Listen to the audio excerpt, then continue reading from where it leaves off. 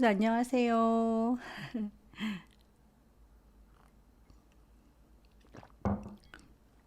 이런 적이 없는데 계속 밀려가지고 지금 다급하게 하고 있어요. 열심히 해야죠. 자, 그러면 신명기 14장이 되겠네요. 신명기 14장. 너희는 너희 하나님 여호와의 자녀이니 죽은 자를 위하여 자기 몸을 베지 말며 눈썹 사이 이마 위에 털을 밀지 말라. 너는 내 하나님 여호와의 성민이라. 여호와께서 지상 만민 중에서 너를 택하여 자기 기업의 백성으로 삼으셨느니라. 너는 가증한 것은 무엇이든지 먹지 말라. 너희가 먹을 만한 짐승은 이러하니 곧 소와 양과 염소와 사슴과 노루와 불구스름한 사슴과 산 염소와 볼기가 흰 노루와 뿔이 긴 사슴과 산양들이라. 짐승 중에 굽이 갈라져 쪽발이 되고 새김질도 하는 모든 것은 너희가 먹을 것이니라. 다만 새김질을 하거나 굽이 갈라진 짐승 중에도 너희가 먹지 못할 것은 이것이니 곧 낙타와 토끼와 사반, 그것들은 새김질은 하나 굽이 갈라지지 아니하였으니 너희에게 부정하고, 돼지는 굽이 갈라졌으나 새김질을 못함으로 너희에게 부정하니 너희는 이런 것의 고기를 먹지 말 것이며 그 사체도 만지지 말 것이니라. 물에 있는 모든 것 중에서 이런 것은 너희가 먹을 것이니 지느러미와 비늘 있는 모든 것은 너희가 먹을 것이요 지느러미와 비늘이 없는 모든 것은 너희가 먹지 말지니 이는 너희에게 부정함이니라. 정한 새는 모두 너희가 먹으려니와 이런 것은 먹지 못할지니 곧 독수리와 솔개와 물수리와 매와 새매와 매의 종류와 까마귀 종류와 타조와 타흐마스와 갈매기와 샘의 종류와 올빼미와 부엉이와 흰 올빼미와 당아와 올응과 노자와 학과 황새 종류와 대승과 박쥐며 또 날기도 하고 기어다니기도 하는 것은 너희에게 부정하니 너희는 먹지 말 것이나 정한 새는 모두 너희가 먹을지니라. 너희는 너희의 하나님 여호와의 성민이라. 스스로 죽은 모든 것은 먹지 말 것이나 그것을 성중에 거류하는 객에게 주어 먹게 하거나 이방인에게 파는 것은 가하니라. 너는 염소 새끼를 그 어미에서새 삼지 말지니라. 너는 마땅히 매년 토지 소산의 11조를 드릴 것이며 내 하나님 여호와 앞 곧 여호와께서 그의 이름을 두시려고 택하신 곳에서 내 곡식과 포도주와 기름의 11조를 먹으며 내 소와 양의 처음 난 것을 먹고 내 하나님 여호와 경외하기를 항상 배울 것이니라.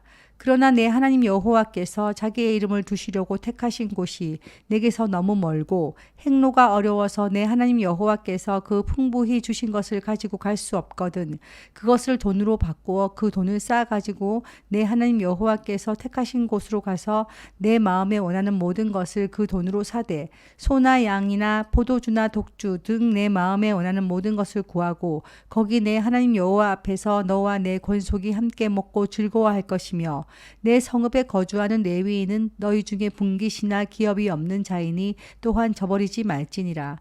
매 3년 끝에 그 해 소산의 10분의 1은 다 내어 내 성읍에 저축하여 너희 중에 분깃이나 기업이 없는 레위인과 내 성중에 거류하는 객과 및 고아와 가부들이 와서 먹고 배부르게 하라. 그리하면 내 하나님 여호와께서 내 손으로 하는 범사에 내게 복을 주시리라. 묵상하시겠습니다. 신명기 14장은 하나님의 거룩한 백성으로서 이스라엘이 지켜야 할 음식 규례와 11조에 관한 법을 담고 있습니다. 먹는 것조차도 하나님 앞에서 거룩함의 표현이 되었고 11조는 하나님을 경외하는 마음과 공동체를 돌아보는 실천으로 연결되었습니다. 이 말씀은 신앙이 단지 제사나 예배 시간에 국한된 것이 아니라 삶의 모든 영역, 식생활, 재정, 나눔에 거룩함이 스며들어야 함을 일깨워 줍니다. 하나님 백성의 삶은 구별된 삶이며 그 구별됨은 구체적이고 일상적인 모습 속에서 드러납니다. 곧 우리의 삶 자체가 예배임을 다시 묵상하게 됩니다. 그런데 성경에 금지한 음식이 돼지고기, 물고기 중에서 지느러미나 비늘이 없는 것, 예를 들어 장어 같은 거겠죠? 금지한 음식 같은 것은 하나님께서 이스라엘 백성 거룩하게 구별하시기 위해 주신 율법적 규례입니다. 그런데 오늘날 우리 그리스도인들은 실제로 이런 음식들을 먹고 있고 교회에서도 금하지 않습니다. 왜일까요? 구약의 음식법은 언약적 구별을 위한 것이다. 신명기 14장의 음식 규례는 단순한 건강 규칙이 아니라 하나님의 백성이라는 정체성과 거룩함을 나타내기 위한 상징적인 규례였다고 합니다. 이스라엘은 이방 민족과 다른 존재로서 먹는 것까지도 구별된 삶을 요구받았습니다. 두 번째로는 예수님의 오심으로 율법의 완성이 이루어졌다. 예수님께서 이 땅에 오심으로 구약의 의식법, 제사법, 정결법 등 그 기능은 완전히 성취가 되었습니다. 마태복음 5장 17절에 내가 율법이나 선지자를 폐하려 온 줄 생각하지 말라. 폐하려 온 것이 아니라 완전하게 하려 함이라. 예수님께서 그렇게 말씀을 하셨답니다. 세 번째로는 신약에서 음식 금지 규례가 철폐되었습니다. 예수님과 사도 베드로, 바울은 명확하게 음식의 정결, 부정을 영적 기준으로 삼지 말 것을 가르쳤습니다. 마가복음 7장 18절에서 19절 밖에서 사람에게로 들어가는 것이 능히 사람을 더럽게 하지 못하되 이 말씀으로 모든 음식물을 깨끗하다 하심이러라 이렇게 나와 있고요.